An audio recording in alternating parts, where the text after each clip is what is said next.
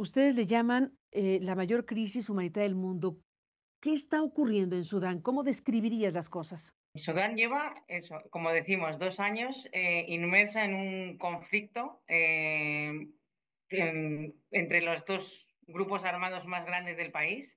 Y como bien usted comentaba, es un país de 50 millones de habitantes en el que más de 12 millones de personas, más de uno de cada cuatro habitantes, casi uno de cada cuatro habitantes, ha tenido que desplazarse, ¿no? Salir de sus casas, muchos cruzando las fronteras, pero muchos otros desplazándose en repetidas ocasiones de un lado a otro según el conflicto va avanzando. Estamos hablando de un conflicto que ataca directamente a civiles. Los civiles son víctimas de violencia directa, pero también son víctimas de restricción de movimientos, son víctimas de falta de acceso a servicios y son víctimas del colapso del sistema sanitario y de servicios básicos de salud. Lo que vemos en los informes que ustedes han publicado, este que estoy mencionando, que es el que está señalando que se han cumplido 2 años y que se entra en el inicio del tercer año de este conflicto. Hay otros informes de Médicos Sin Fronteras, por ejemplo, uno donde ustedes dicen que en poco más de un año, más de 10 millones de personas, 10 millones de personas, se dice fácil, pero es una tremenda cifra, se han visto forzados a tener que dejar sus hogares, en los cuales más de 680,000 han huido a Sudán del Sur, un país cuyo sistema sanitario ya tenía grandes dificultades. ¿De esa dimensión es el desplazamiento? Sí, realmente por eso también estamos hablando de la mayor crisis humanitaria, ¿no? Cuando hablamos, es por eso, porque son 50 millones de habitantes y eran 10 ya durante el primer año, pero ahora ya estamos en 13 millones de habitantes que han tenido que abandonar sus hogares. Entonces estamos hablando de de una crisis humanitaria pues sin precedentes, ¿no? Estamos hablando de refugios y de gente que ha podido retornar también. ¿Qué tipo de circunstancias les ha tocado vivir como Médicos Sin Fronteras?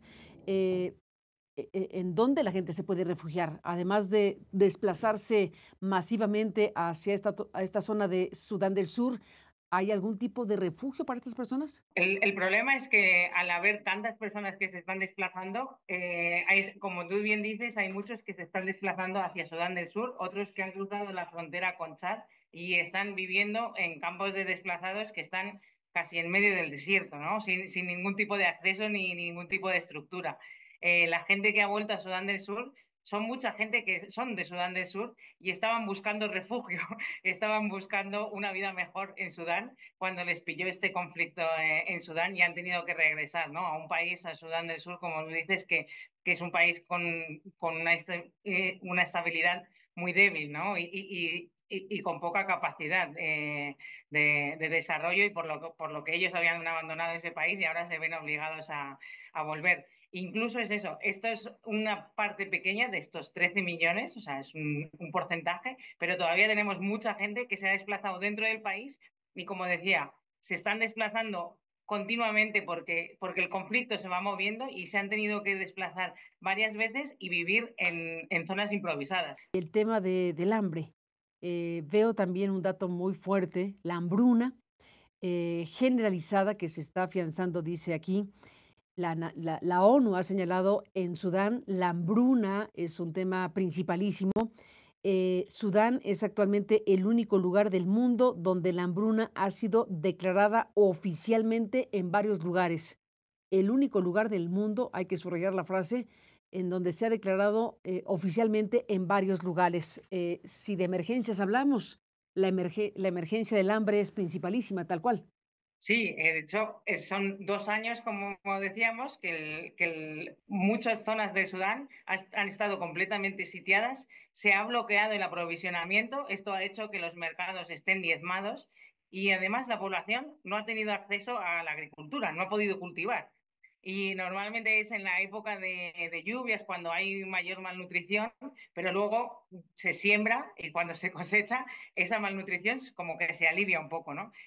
Llevamos ya 2 años con esa cosecha ha sido fallida y no ha dado tiempo a recuperarse. Entonces, lo que vemos es que cada año se deteriora más y cada año los niveles de malnutrición son mayores. Ya no solo en niños, sino que estamos viendo malnutrición en adultos y estamos viendo mucha malnutrición en mujeres embarazadas, que esto hace que los bebés nazcan con bajo peso, haya más complicaciones en el parto y haya más mortalidad tanto materna como infantil. Esta confrontación de las fuerzas de apoyo rápido y las fuerzas armadas sudanesas, pues ha llevado a esta situación humanitaria de grandes proporciones. Más allá de las razones, si puedes comentarlas, por las cuales esta guerra comenzó hace 2 años, en abril de hace 2 años, estamos hablando de que ambos bandos están comportándose de manera similar contra la población civil.